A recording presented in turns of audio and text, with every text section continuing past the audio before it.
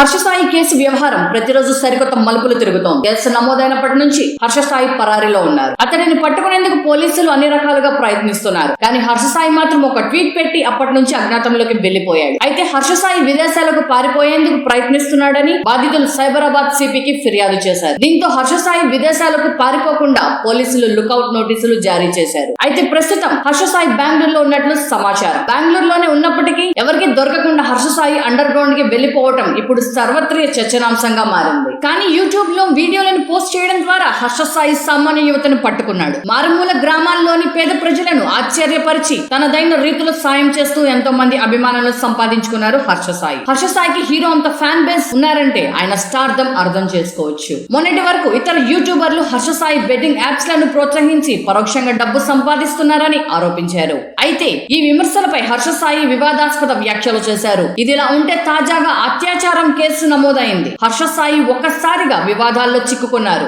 అదే సమయంలో హర్షసాయి ఇప్పుడు అజ్ఞాతంలోకి వెళ్లిపోయారు. దీంతో పాటు హర్షసాయి మెగా అనే సినిమాలో హీరోగా నటిస్తున్న సంగతి తెలిసిందే. ఈ సినిమా వల్ల మేము తీవ్రంగా నష్టపోయాము అని నిర్మాతలు మీడియా ముందు తమ బాధను చెప్పుకున్నారు. ఏది ఏమైనా హర్షసాయి కేసు మాత్రం ట్రైలర్ సినిమాను తలపిస్తోంది. బెంగళూరులో ఉన్నారని, ప్రముఖ యూట్యూబర్ నా అన్వేషణతో కలిసి విదేశాల్లో ఉన్నారని రకరకాల వార్తలు వస్తున్నాయి. కానీ హర్షసాయి మాత్రం దొరకడం లేదు.